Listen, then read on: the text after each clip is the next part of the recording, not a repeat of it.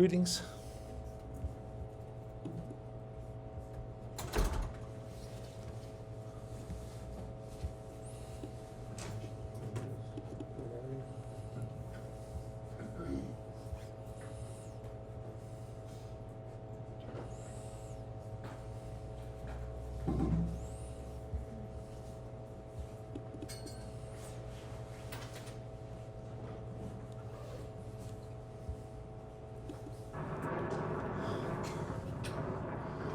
Did you go to Geysir when you were in I have Iceland? like a very smooth view on my phone actually.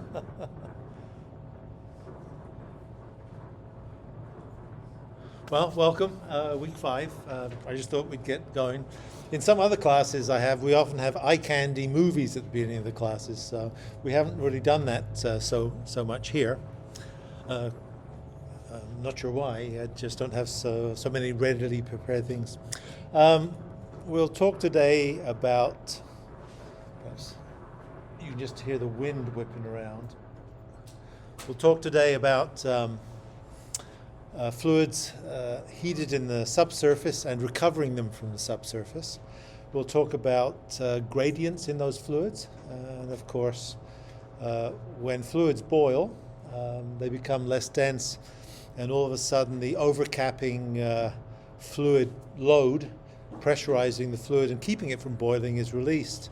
And if it's not controlled, say, by caprock, as it would be in a geothermal reservoir, where it's all confined and shut in, then you get geysers occurring.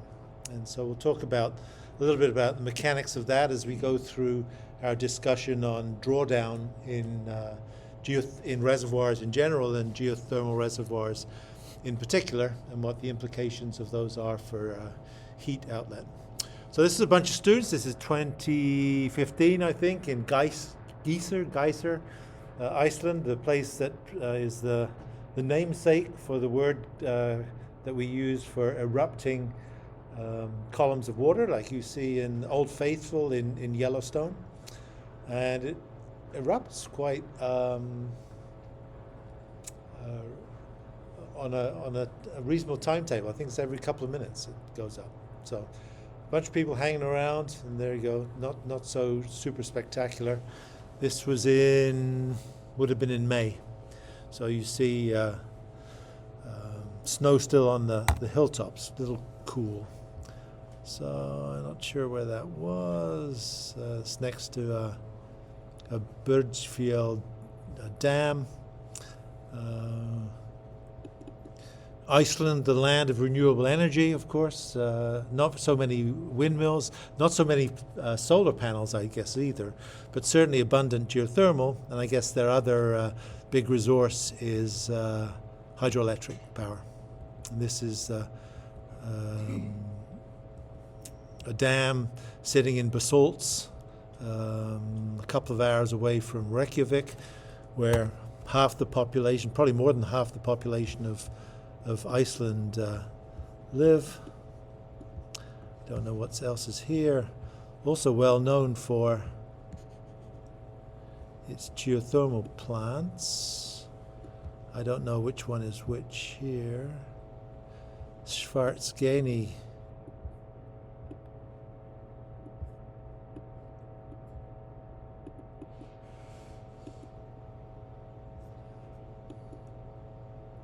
Just a road. Track doesn't like a trackpad. Oh yeah, okay. Well, that's fine. Oh, I didn't. Yeah. So the other thing that's going on in Iceland, in the Reykjanes Peninsula, this little bit that comes out of the southwest portion, the Mid-Atlantic Ridge goes right through there, and then heads offshore again. It's where the population lives, and a large number of the geothermal fields are. Associated with some of these geothermal fields is this CarbFix project, which is injecting CO2 carbonated in water to be able to dispose of it in the subsurface. Tiny little facility, but showing some reasonable success in that it doesn't completely destroy the destroy the permeability, and you're allowed to inject it. And the other great, I don't know whether, I think this might be the effluent pond for the Svartsgeni geothermal plant. And this effluent is effluent that's not re-injected. You have to re-inject it to be able to sustain the fluid pressures in your reservoir, so you have fluid volume that you can actually extract once it gets heated up. This is the excess, and of course they've made a very big job, I don't have any pictures of it, of making this into the Blue Lagoon, where you pay $40 a pop to sit in a nice aquamarine blue large hot lake, where they'll also sell you skin products of the blue-green algae, which is what it gives it this particular color. So, well known for its activities, geothermal activities. I'm not sure what these other things are. Yeah, so I won't be able to pull the other ones up. I won't worry. I just wanted to show you the geyser. That's my main reason for doing that. Okay. So, last time we talked about how to be able to define flow out of the system. We talked about ultimately about the idea of flow nets, how we could give some geometric characteristics to these. Today we'll kind of step back and look at simple quantitative models for geothermal reservoirs per se, rather than isothermal reservoirs. There are a couple of texts that I've used. You've seen stuff used already from Glassley's book. The other book is one by Alistair Grant and Bixley, and so the stuff today that we'll talk about will be from that. And so I typically don't talk about these things that we'll discuss on the kind of crib sheets of this, but what we're going to do in the next, this week I guess, is to try and figure out exactly what the pressure and temperature changes are in these reservoirs as we produce them. And so you'd like it to be sustainable, so you don't draw down the temperatures and don't deplete the pressures, because those will impact the ability to be able to get fluids out of the system. And so we want to know how to be able to characterize the changes in rates would affect the longevity of flow out of the reservoirs. And we can describe simple box models, zero-dimensional models, just like flowing water into or out of a bucket, and that's what we'll look at today. And there are more distributed parameter spatial models that we could look at that rely on those, but getting the concepts first out of these very simple box models is what we'll attempt. And we just want to be able to understand exactly how geothermal reservoirs would respond to our production. The motivation for looking at what we just looked at is the mechanics of a geyser. And so those mechanics are just such that at relatively high levels in the Earth's crust, we have heat being put into a reservoir. It might be magma that's relatively high in the case of Iceland, and that is able to heat fluids that's circulating not in a chamber, but in a reservoir. And that reservoir forms a temperature pressure curve, which is really given by this, increasing pressure as you go down in depth. And the basic genesis is as you heat up fluid, it rises buoyantly. If it rises buoyantly and there's no cap rock constraining it, then the pressure within the reservoir, if it's open, is released, and that comes out in the form of a geyser.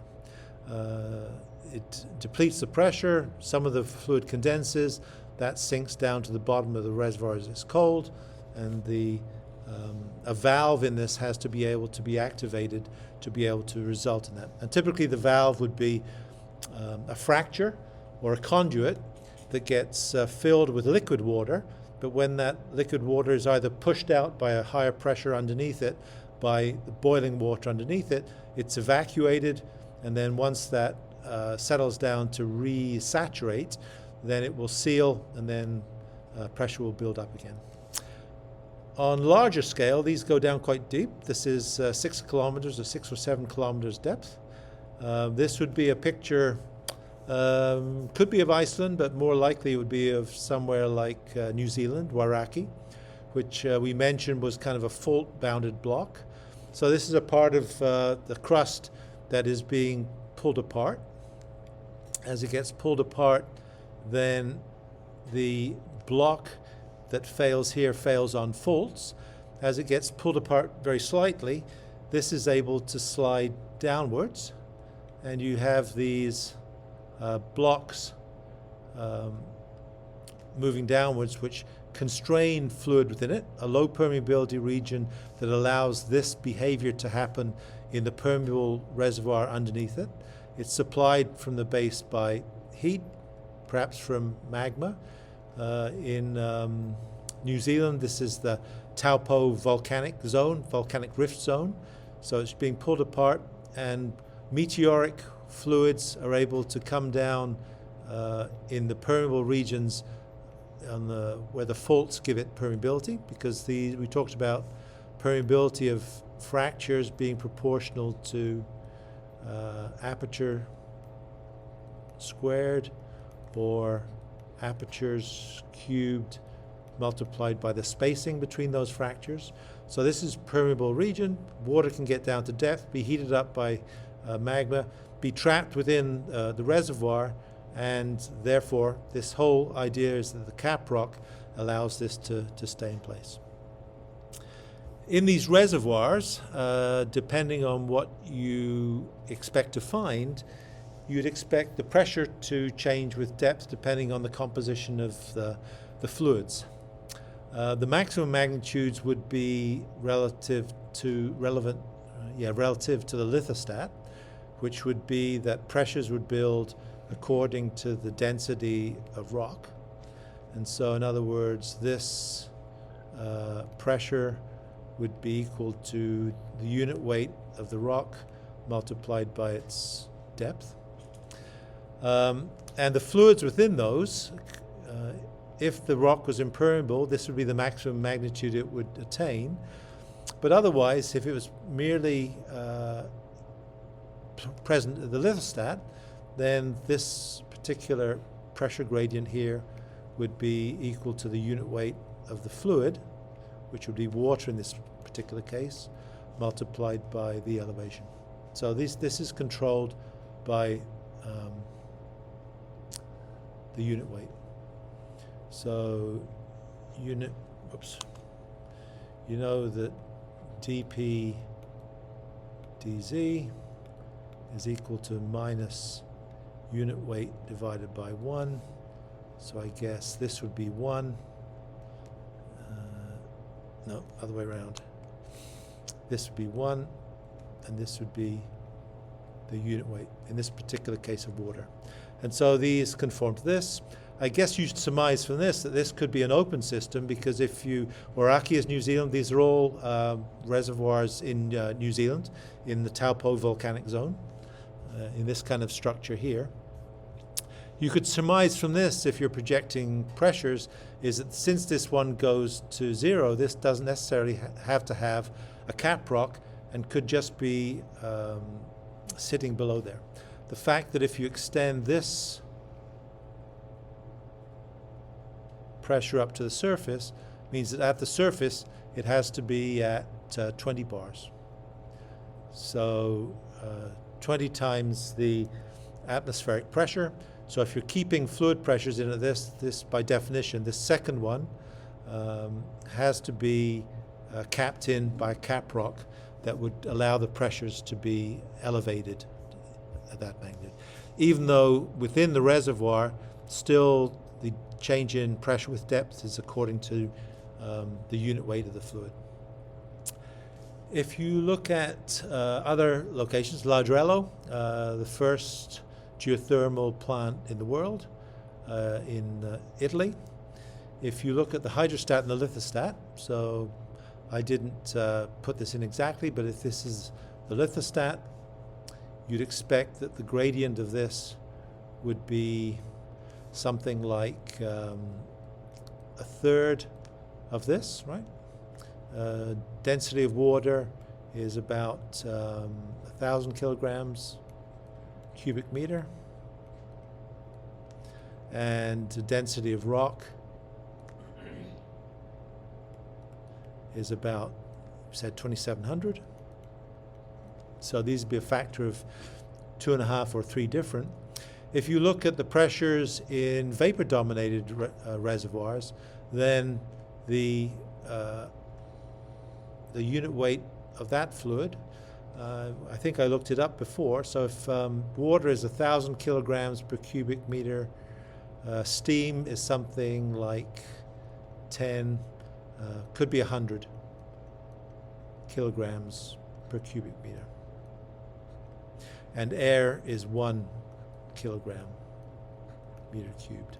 So having water within the airstream increases its density. So this would be almost vertical, and that's exactly what these represent, is as you go down within steam-dominated reservoirs, the pressures would increase much more slowly. As we produce reservoirs, you'll withdraw fluids. The way that you would do that would be by drawing down the fluid pressure from some static at equilibrium pressure within the reservoir. You draw down to be able to produce fluid, and as a result, in re-injecting, you'd elevate the pressures at the other locations. So just as if you drew a contour plot across this geometry, so if you drew a section across here from injection to recovery, then the fluid profile that you'd see across here, fluid pressure profile, would be something that would look like, starting off at uniform pressure and injecting fluid and recovering fluid. So each of these places where we have this depression, this is indicated by the black isocontour, isopotential in this particular case. This is uniform head, and so if it's the same elevation as you go from this place to this place, it means that the pressure actually has to drop as you go from the injection recovery location to the injection location. So we'd expect those two things to happen. So if we depress the fluid pressure here, then what we also do is that we're driving fluid in through this borehole, and the temperature of that fluid as it comes in is going to be the effluent fluid. So you've flashed it to steam to be able to generate electricity. You've condensed it to being maybe 30 or 40 degrees centigrade, depending on the ambient conditions, and you're re-injecting it. And then this front is slowly moving through the system, hoping to pick up temperature from the rocks that it passes through, but otherwise passing with a step change in temperature. And so as a result of that, if you're changing the phase of the system, then this is the idea that initially, if the system is liquid at its base and then steam dominated above that, then the pressure change, if it's steam, high quality steam with large density, that's close to liquid density, then the pressure distribution within this would just be a hydrostat. Once you deplete it by bringing down the pressure, then potentially you change that steam into a vapor dominated, instead of liquid dominated, into a vapor dominated part. And if the vapor is dominating, then all of a sudden the pressure differential here is no longer the unit weight of liquid water, but is the unit weight of steam. And you're also removing heat from that as you do that, as you flash it. So you could expect the behavior of the reservoir to behave in that way. So in these, we have two potential sources of energy in the system. We get energy from the enthalpy, which comprises the internal energy plus the pressure. And so this is what we're interested in being able to make. This would be enthalpy per unit mass. And if we look at the contributions of each of those, so this is enthalpy per unit mass. If we look at the magnitude of enthalpy by looking at this individual portion here, which is internal energy. So if you take a reservoir and do two things to it. One is, say that you recover fluids out of it, so the temperatures as you go from one location to another are reduced by, say, 100 degrees. Not an unreasonable value. And also that you compress it so that there's an amount of a change in pressure in here. And if this goes down by 1 megapascal, that's roughly equivalent to 100 meters of water, liquid in the system. So we can look at each of those things. I guess this is a kilometer of water column, change in pressure in the system. So if we look at each of these, both on the sensible heat that's recovered from the system is going to be the specific heat capacity multiplied by the change in temperature, which we're saying is 100 centigrade. And so this is the specific heat capacity of a kilogram of water, and this is the change in temperature. Then the amount of energy that comes out through the heat, geothermal reservoir, is of the order of 4 times 10 to the 5 joules per kilogram of fluid that's removed. If you look at dropping the pressure by 10 megapascals, which is quite a big amount, this is a kilometer column of water, then the amount of enthalpy that comes out of the system for that is going to be the pressure change, which is 10 times 10 to the 6 newtons per meter squared, divided by the density of liquid, which is 1,000 kilograms per cubic meter, and so this ends up being just 10 to the 4 joules. So perhaps not unsurprisingly, the amount of energy that's recovered from the geopressurization or geodepressurization of the reservoir is much less than that comes out of the thermal charge. And it's something like, I guess it's a 40th comes out in terms of the magnitude of heat from heat versus the water. So we're perhaps not so interested in the pressure that comes out of these, because the pressures aren't so large. So what we could do is we could look at seeing what magnitudes of energy we get out as a function of recovering fluid from these systems. The FlowNet system allowed us to look at steady state inflows, but we can also look at them as simple box models. And a box model might be just a portion of the reservoir, which is just a prism here. And we produce fluid at a volumetric flow rate of meters cubed per second. And if we multiply that volumetric flow rate times the density of the fluid, that gives us a mass flow rate from the system. So these are both just defined here. And so we can think of this reservoir as being its different components.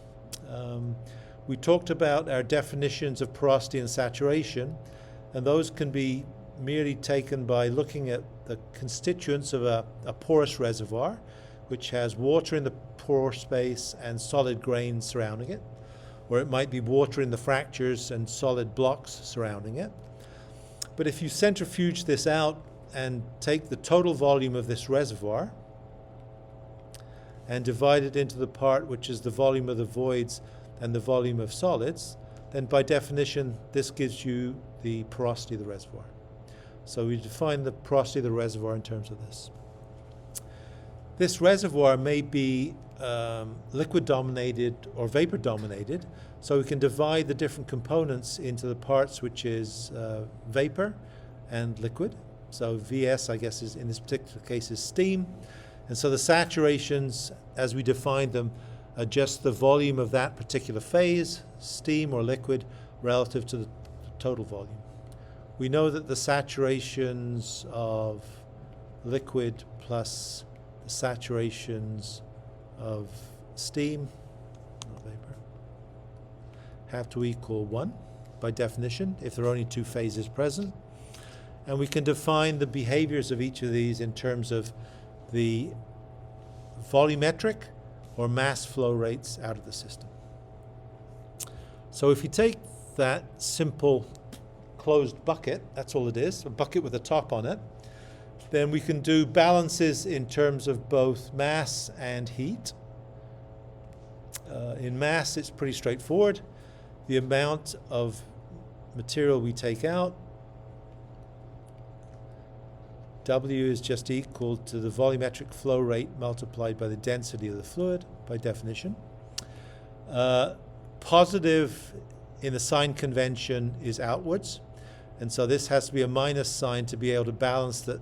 If we're removing fluid from the system, then acting on the total volume of the reservoir, this block, is the changes in the internal volume of the system, which can only occur if we either change the porosity, make the porosity larger or smaller to be able to accommodate more fluid, or squeeze more fluid into a similar space by changing the density of the fluid. Not very easy if it's a liquid, but very easy if it's a vapor. And so this is just a simple balance. If we take this these two components and split it by parts, we can take the derivative of this with respect to time to, that's what we'll do down here. But we can also define balance in terms of the components which comprise the thermal components. Same volume as before. A rate of change with time of, this would be the heat in the solid.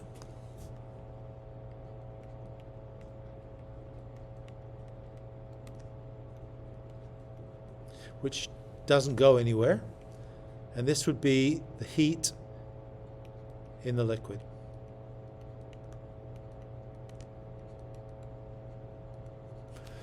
So this is the volume of the reservoir, its porosity and density, just as we had here, but multiplied through by the heat per unit mass of the air that we have. And so this magnitude would just be specific heat capacity multiplied by the temperature. The large component that we talked about being this. This is the larger component compared to the fluid pressure. So this would be the static heat that's in the solid. 1 minus phi is the percentage of the reservoir which is quartz, density of the reservoir, and the specific heat of that. So this would be the specific heat in the solid multiplied by delta T in the solid, and this would be in the fluid, delta T in the fluid. And this would just be the mass flow rate, which we've defined here, multiplied by its enthalpy. So this is enthalpy in joules per kilogram. Mass flow rate, kilograms per meter cubed, enthalpy, joules per kilogram, so joules per second, joules per second. So let's ignore this for the time and go back to just talking about mass balance. If we take this expression and differentiate this by dividing it into two parts, we can have a constant density and a rate of change of porosity with time, or we can have a constant porosity and a rate of change of density with time. If we multiply both sides of this by 1, we've already seen this expression before, and that would be by multiplying both sides by a change in pressure. Then we can split this pressure between pressure and, so this would be what we've just added in each of them. But the reason we're interested in this is we want to be able to define the change in, change of a drawdown in pressure as a function of time. So we want to be able to take this term that's here and move it outside the bracket.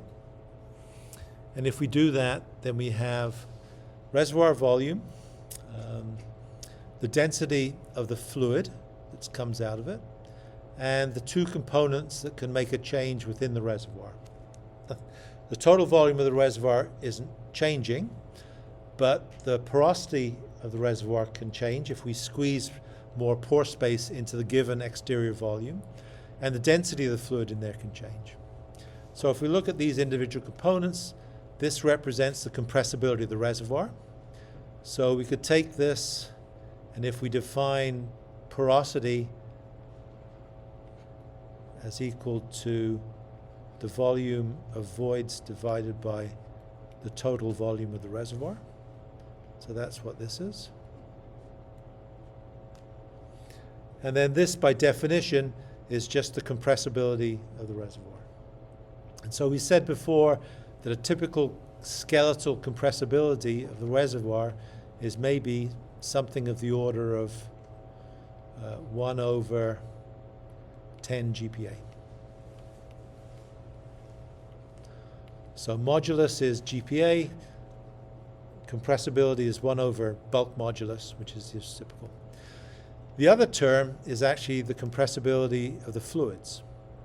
And so this would be compressibility of the fluids. The fluids only occupy the portion of the reservoir which is the porosity. So this is the total volume of the block multiplied by porosity would be the part which is fluid. And this compressibility here, this term here, is by definition the compressibility of the fluid. The change in mass per unit mass for a given change in fluid pressure. Density, density, pressure. And we know that this compressibility of the fluid, if it's water, we said it was quite a large value. It's something like 1 over 2 GPa. But if it's steam,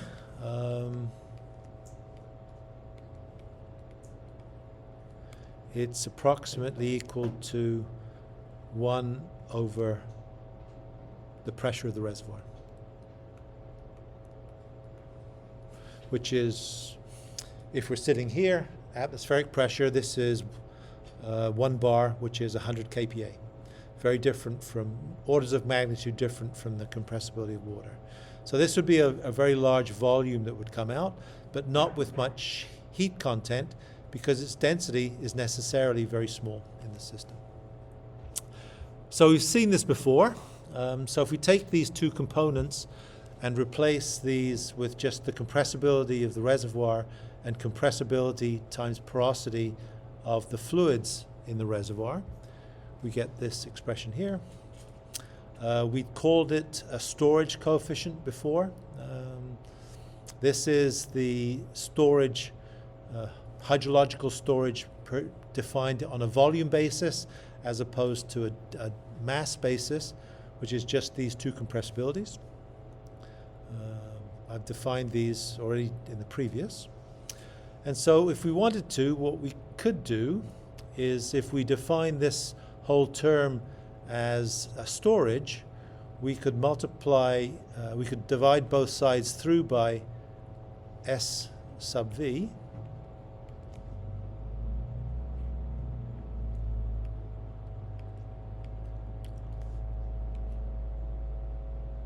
S sub V. Only to make the point that this controls the rate at which we deplete the reservoir.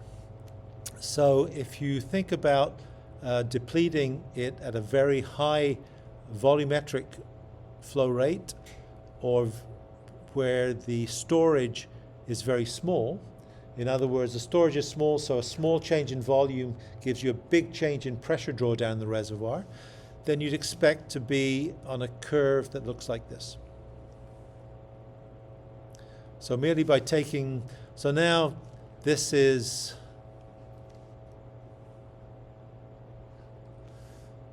that whole equation is just density. Oops, not doing a very good job. This whole equation is just density multiplied by dp dt is equal to minus q rho over SV.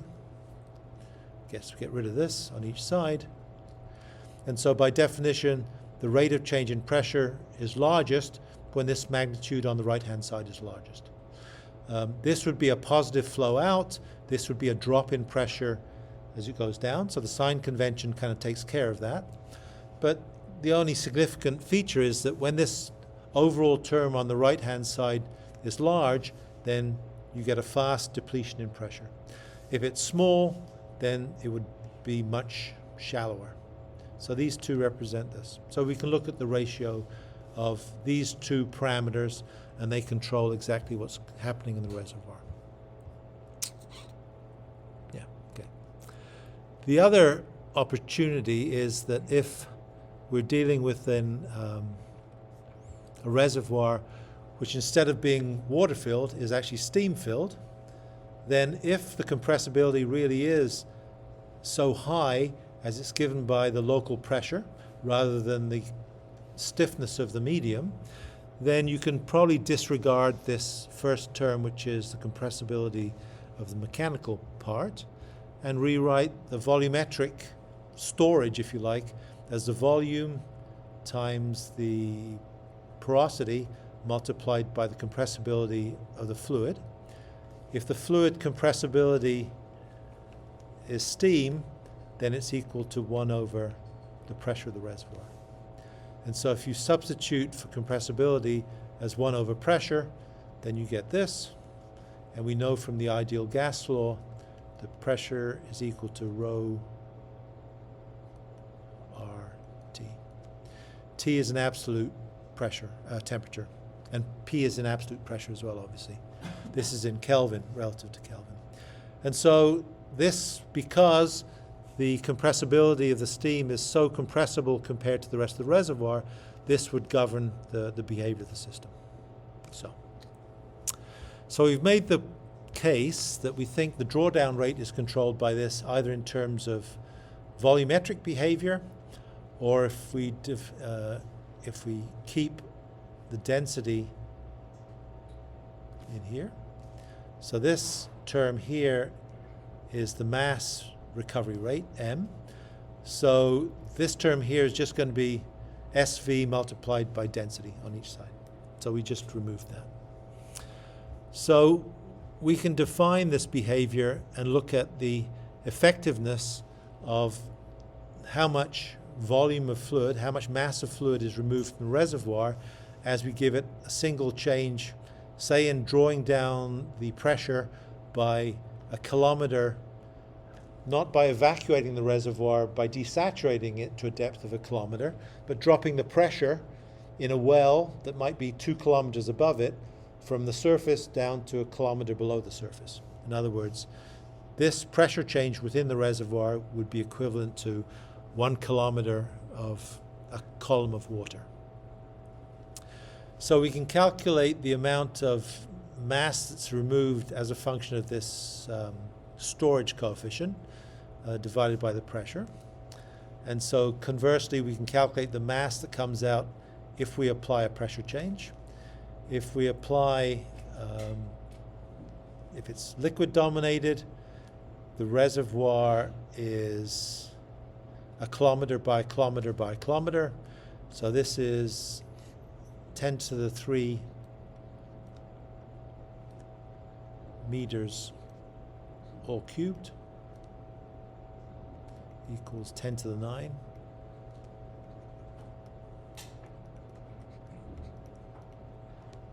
Cubed.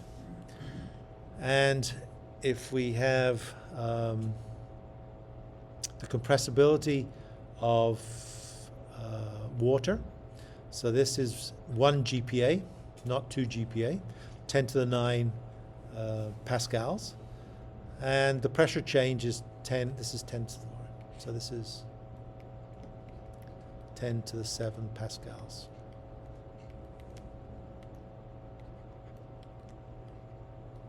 Squared. Then this turns out to be in kilograms, and the amount of fluid that we take out of this reservoir by dropping the pressure by a kilometer of water would be equal to this amount if it was just a tub of water. So this is 100% water.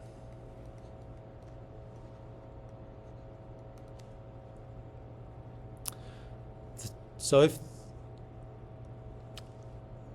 no, that's not true. That's independent of that. So if this was, instead of being porous, it was a kilometer cubed of water, then the mass of water taking up that would be 10 to the 9 meters cubed and 1,000 kilograms per cubic meter of water, which would be 10 to the 12 kilograms. So the amount of water that comes out from the compression of the solid, so this is solid compression, is equal to 10 to the 10 kilograms. So about 1% of the amount if it was completely full of water. So only 1%. If we instead convert the pore space by water going to steam, then if we have a porosity, let's say a porosity is equal to 10% here, not 20%.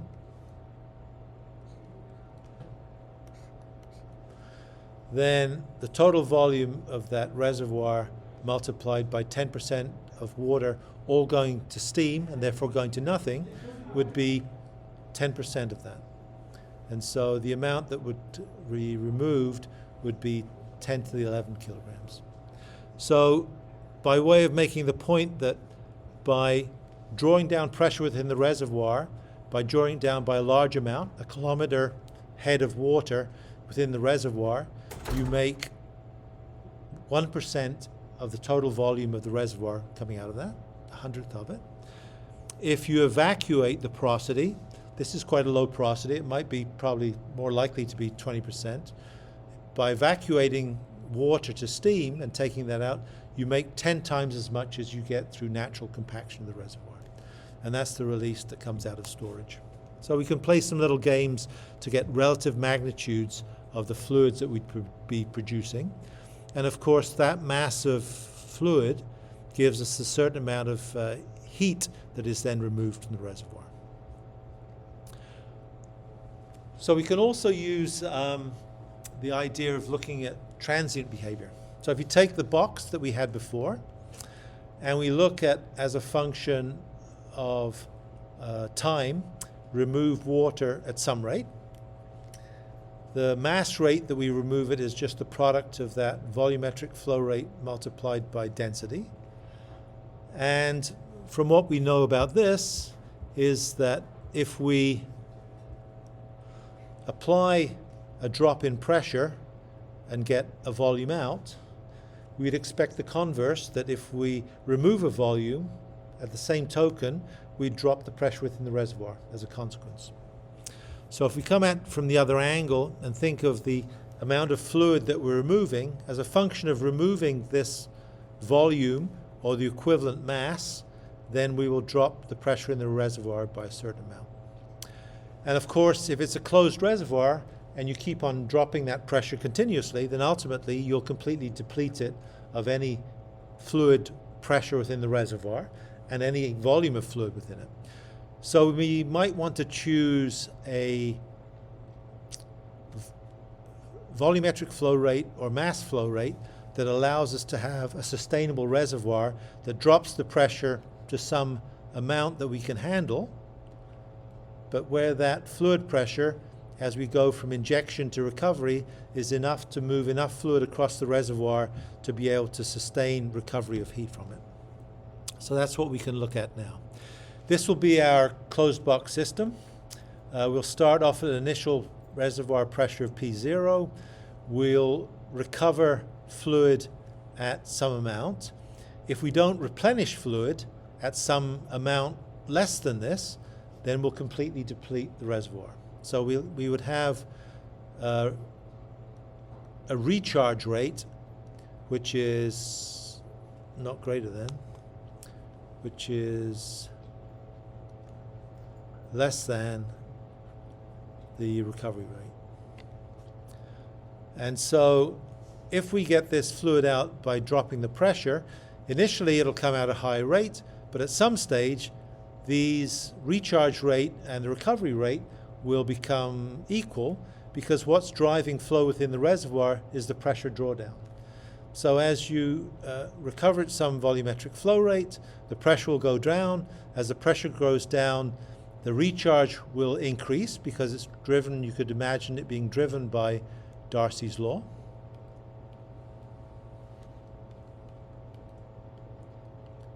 And even though we don't really have a characteristic dimension on here, we do have some characteristic dimension which is driving flow.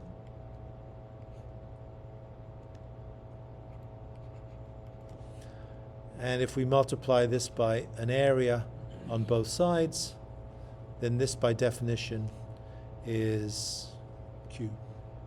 This is volumetric flow rate. So the idea is you start with the reservoir at a given pressure, you produce it at some constant rate W, volumetric flow rate or mass rate. As a result of that, we know as you deplete it, the pressure has to go down. If the pressure goes down in the reservoir relative to the surrounding in the reservoir, then that has a gradient. That gradient drives some recharge according to Darcy's law. And that recharge, so I guess this would be the recharge magnitude in this particular case. And at some stage, that will balance the amount that's being removed.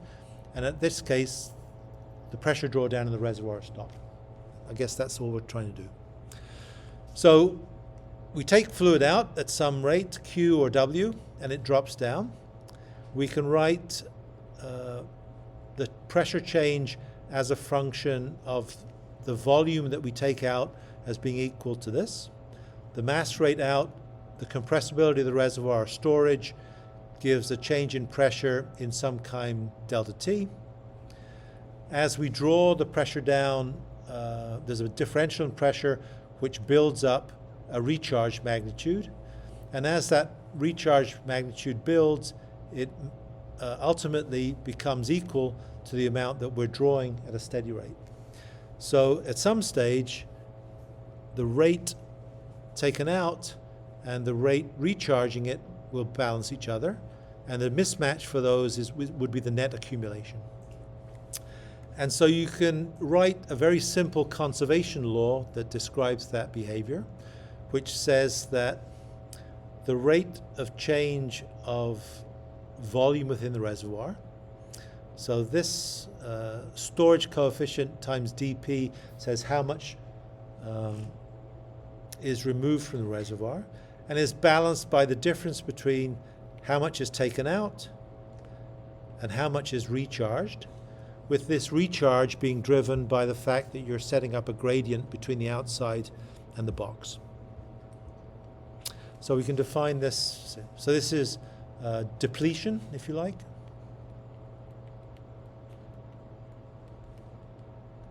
In terms of mass. I guess it's a mass depletion rate plus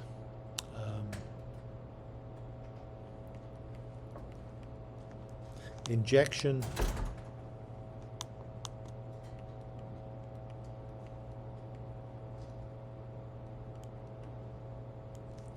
recovery minus recharge.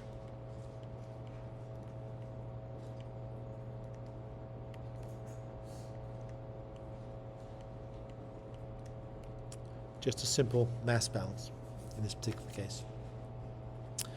So from that, we can surmise that the recharge rate is proportional to this gradient. That's all we're saying.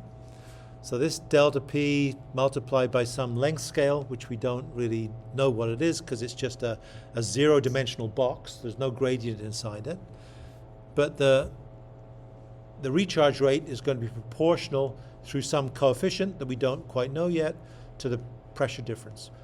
When there's no pressure difference, there should be no recharge.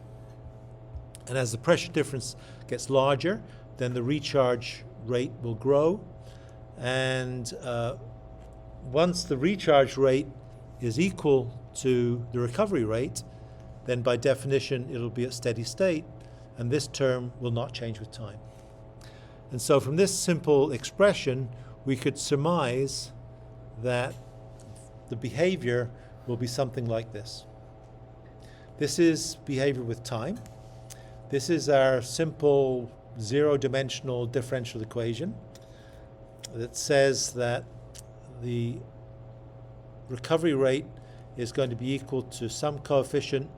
The recharge is going to be given by the difference between inside and outside pressures, and the rate of change at which this grows is proportional to the compressibility of the reservoir system. And so physically what it means is that if you look at how pressures in the reservoir would change with time, is you'd start off with the in situ virgin reservoir pressure at time t0. As you recover fluid from the reservoir at some mass rate W, you'll draw down the pressure according to this plot here.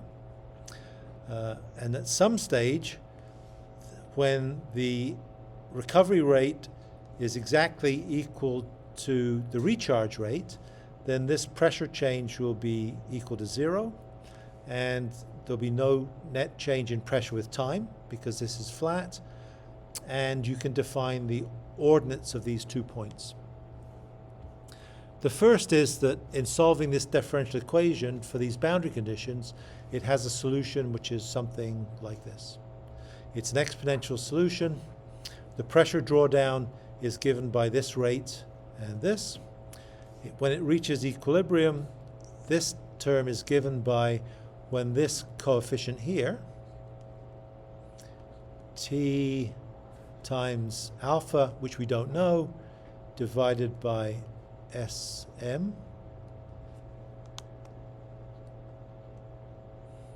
is equal to about 1, right? If you take, will it do it for me?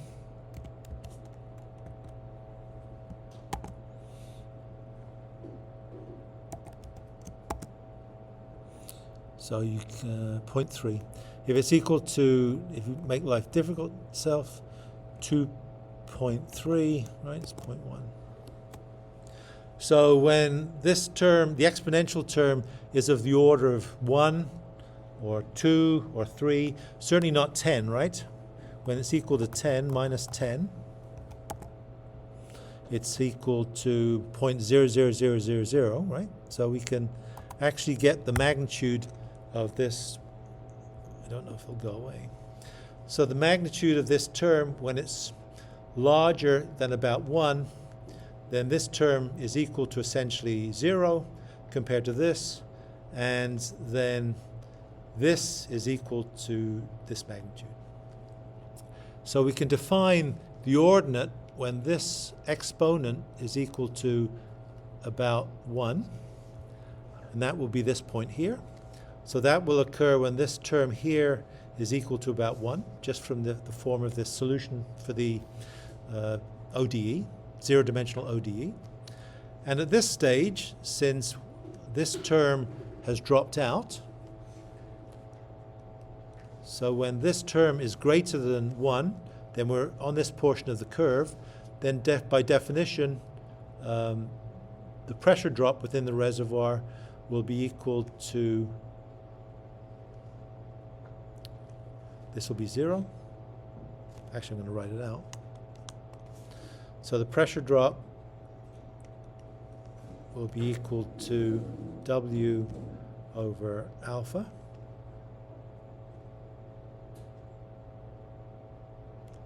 And so this pressure drop is going to be defined in terms of this magnitude of alpha.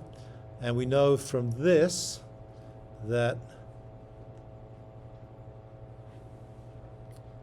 T times alpha over S is about equal to 1. So we know from that that alpha is approximately equal to S over T. So if we substitute this into here, we get delta P is equal to W over alpha, which is equal to W over S times T. And this is this term here. So we know that the ordinates of this point are given by a pressure drop. So this is P0 minus P. So we can calculate what the pressure drop is in the reservoir if we know the flow rate out of the system, the the time taken to get to this point here, and its drawdown. And so we know that time by knowing this. And we know also how long it will take to get to this point because we have this time given by the value of alpha divided by the compressibility of the reservoir. So we know those two ordinates. And so after we get to this point, if we continue to inject recover from the reservoir at some mass rate, uppercase W, then we'll get naturally fluid flow into that box equal to this replenishment amount, because that's what's happening at this particular point here. At that point, there's no more drawdown in the reservoir, and the reservoir is reaching steady state. It will always produce this same amount of fluid without drawing down in pressure, and therefore, so long as the requirements for transferring heat to the fluid that comes out are met, that it can suck up all the heat that it's able to in the volume that passes through it, then we're able to have a sustainable recovery from the reservoir. And the amount of heat we recover from the reservoir is going to be given by the mass flow rate. So this is in kilograms per second multiplied by specific heat. This isn't the so this is in joules per kilogram per degree C, and this is in degrees C. So we know what the recovery rate is. We know that the recharge rate will be exactly the same as this from this point onwards. So the pressure won't go down anymore in the reservoir, so it'll sustain itself. And this is the amount of heat that we would get out, the maximum amount of heat, I guess, because we can't guarantee that as it goes across the reservoir, it will pick up the full heat of the reservoir as it comes out. If we're depleting the original fluids in the reservoirs, they will come out at this maximum temperature. But once we get breakthrough of cold fluids that's being recharged,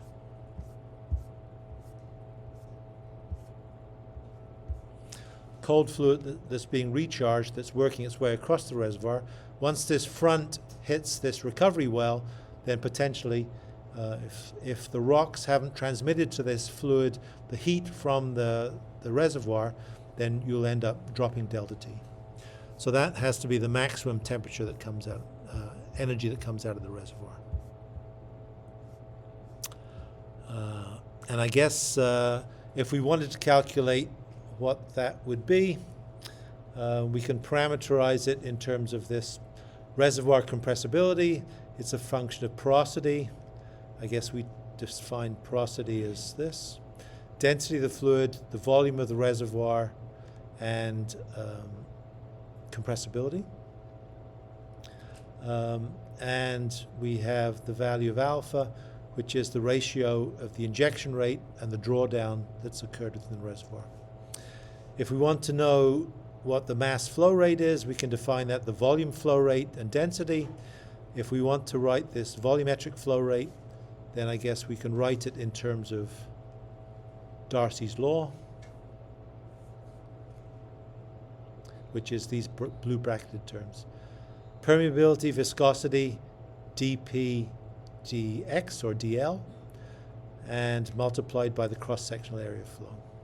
And so even though it's a zero-dimensional block, we're actually able to get some useful information out of it.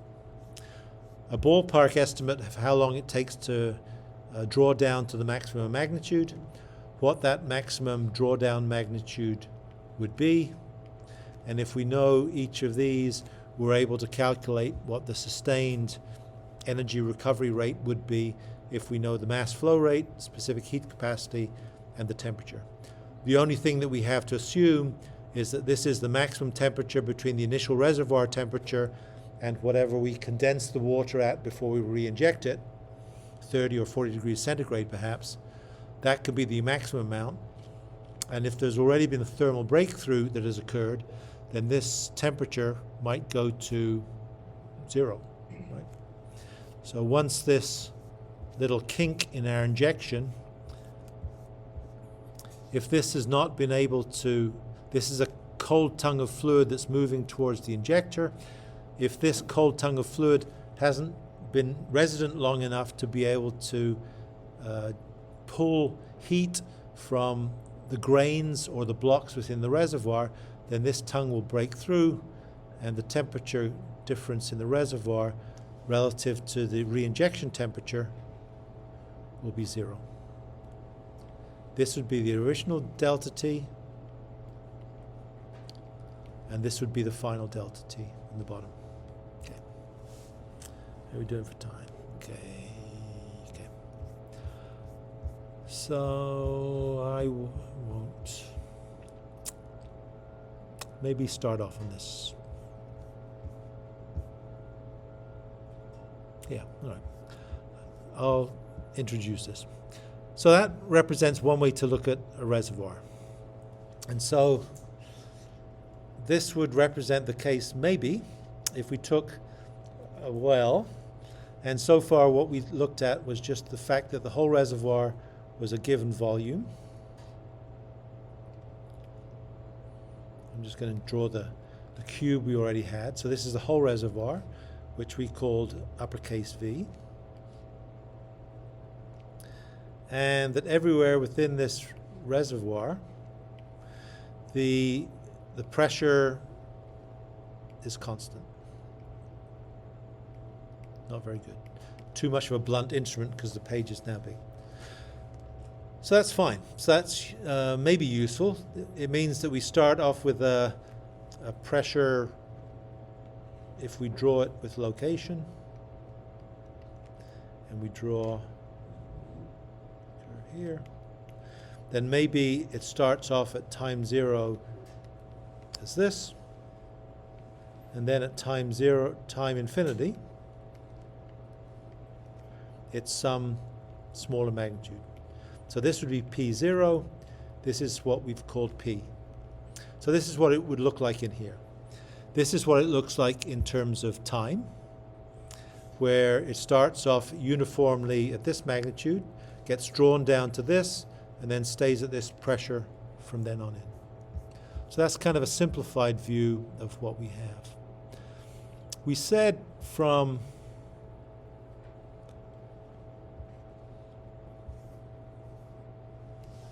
the geometry that we had before that if we have an injector and a recovery well,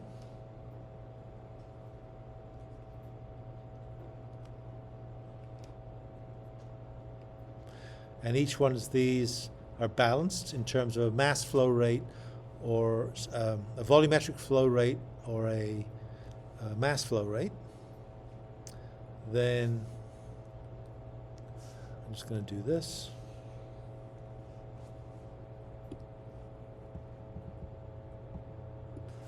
And I'll get rid of the other part.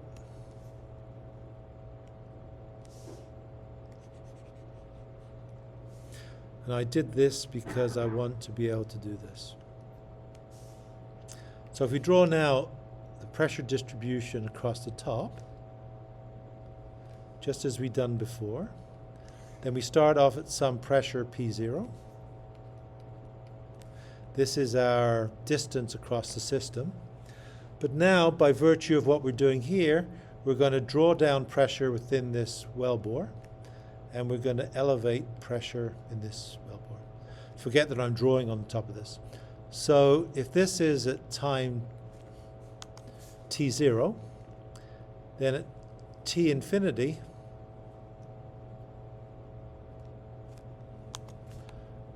I want to do this tangential. This is going to be our pressure profile across the system.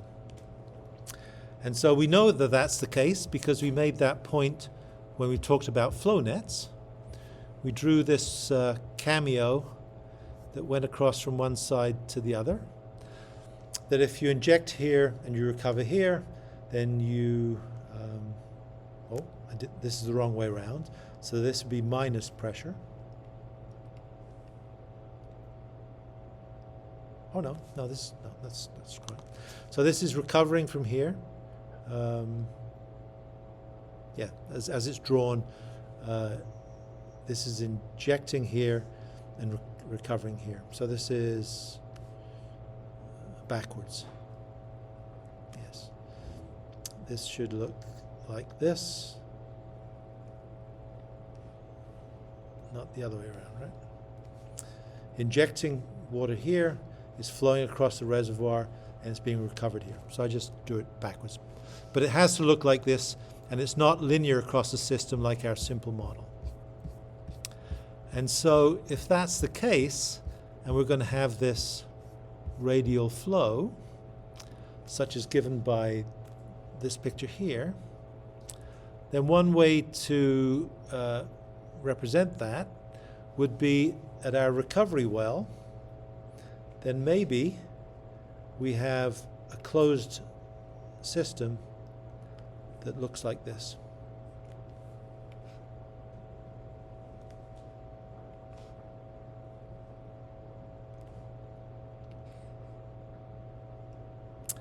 So if we divide this plan view into a whole series of slices of the cake, so this would be the well bore that we're removing fluid from. We're removing fluid towards this well bore, and it's then being carried up to the system. This is this volumetric flow rate that's going up. I'm drawing it backwards, but don't worry about that. So we're withdrawing fluid from this. To withdraw fluid, we would be depleting the pressure. So I guess this would be merely the opposite to the sign convention I drew. This would be recovering fluid, this would be injecting fluid. And we can look at the change in pressure as we go across that system. And it would change in pressure from an original P0 at time 0. And it would look like this, and this would be time infinity, potentially. So you could imagine that we might be able to set up a steady state flow where the amount of recharge that's coming from the outside of this slice of cake onto this face is exactly the same as being removed from here. This is the change in pressure as we go across the system. It's not really a desaturation of this portion of the reservoir, that's why I've drawn it above it. And if we have that condition which represents this true streamline-like behavior, we should be able to calculate the steady state flow that we have into this system. And so I think we'll not do that today, but we'll talk about so-called distributed parameter models that represent that. And merely all they do is they take, instead of a uniform pressure distribution in a closed box, the simplest case where we get the pressure drawdown to some equilibrium pressure, and which represents replenishing flow in is equal to recovering flow out, and that occurs at some given time, as we suggested based on this model here. Now we can deal with it in a more sophisticated geometry that actually accounts for the fact that pressures aren't uniform across the system, but they actually change in space as you get closer and closer to the wellbore. So I'll leave it at that. Okay. Questions? No questions? Alive? Dead? Not sure. Okay.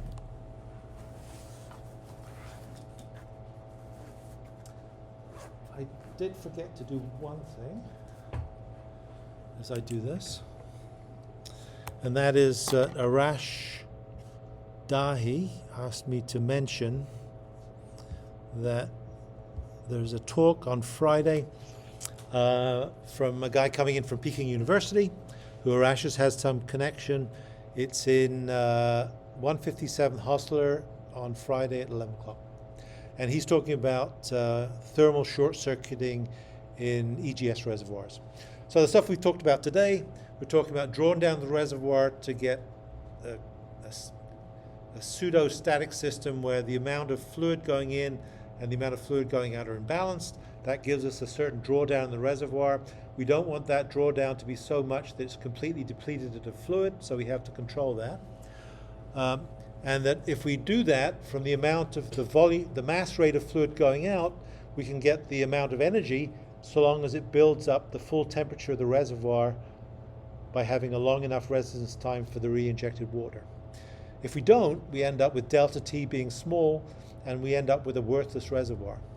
So the kind of foundational problem in EGS reservoirs is to make enough heat surface area so that the fluid that you inject into it, no matter what the rate, has enough residence time coupled with that heat surface area to be able to pull out all the heat. If the blocks of rock are too big and the conduction from the rock to the fluid that surrounds it is therefore too slow, then you end up with a cold fluid flowing in the reservoir. And if you recover the cold fluid, you don't get any benefit from it. So he's going to be talking about this issue of thermal short-circuiting, which is the holy grail of avoiding that within a reservoir so you don't destroy your reservoir.